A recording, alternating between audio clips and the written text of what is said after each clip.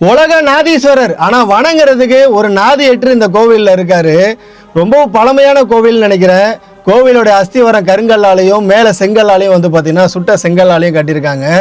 இந்த ஊருக்குள்ளே போகணுன்னாவே இந்த கோவிலோடைய போர்டுக்கு அப்புறம் இருக்கிறது சாமி தாங்க. சாமியை பார்த்துட்டு தான் இந்த ஊருக்காரங்க இந்த ஊருக்குள்ளேயே போக முடியும். அப்படி இருந்தும் இத்தனை வருடங்களாக இந்த கோவிலை ஏன் இப்படி போட்டிருக்காங்கன்னு தெரில. உலக நாதீஸ்வரர் ஆனால் வணங்குறதுக்கு ஒரு நாதியற்று இந்த சாமியை வந்து இருக்கார். பார்த்தீங்கன்னாவே தெரியும், கடைசி வழிபாடு எப்போ நடந்துச்சுன்னே சொல்ல முடியாது. ஒரு எண்ணெய் சாத்தினதோ ஒரு கற்பூரம் ஏற்றினதோ எதுவுமே கிடையாதுங்க. கடைசியாக எவ்வளோ நாட்களுக்கு முன்னாடி ஏதோ ஒரு புண்ணியவன் வந்து ஒரு பூஜை பண்ணியிருக்காரு, அது தெரியுது சாமிக்கு. ரொம்ப ரொம்ப வருத்தமாக இருக்குது.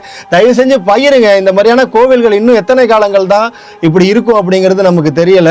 பெரம்பலூர்லேருந்து ஒரு 30 கிலோமீட்டர் தொலைவில் உள்ள பாண்டகம்பாடி அப்படிங்கிற ஊரில் தான் இந்த கோவில் இருக்குது. மிகப்பெரிய ஒரு ஊராக தெரியுதுங்க பார்க்க, அவ்வளோ ஆச்சரியமாக இருக்குது. ஆனால் கோவில் இப்படி விட்டுட்டாங்களே அப்படின்னு சொல்லிட்டு ரொம்ப மனசு சங்கடமாக இருக்குது. இந்த ஊர் மக்களை கையெடுத்து கேட்டுக்கிறேன், இந்த கோவிலுக்கு வந்து ஒரு விளக்காவது போட ஆரம்பிங்க. நம்மளாம் வந்து தமிழர்கள் தான், நம்மளாம் இந்துக்கள் தான் அப்படின்னா தயவு செஞ்சு வந்து ஒரு விளக்கு ஏற்றுங்க, ஒரு சூடம் ஏற்றுங்க, சாமியை வந்து பார்க்கவாது செய்யுங்க.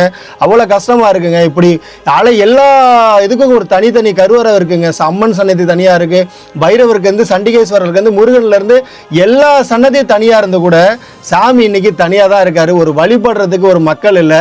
தயவு செஞ்சு பகிருங்க இந்த காணொலியை, வெளியில் தெரியட்டும். இது வந்து அரசாங்கத்தை சேர்ந்த ஒரு கோவில் வந்துட்டு சொல்லப்படுது. தயவு செஞ்சு பகிருங்க. இந்த ஊரில் இருக்கிற மக்கள் இந்த கோவிலை கொஞ்சம் கவனிங்க அப்படிங்கிறதுக்காக இந்த காணொலியை பகிர்றேன். நன்றி.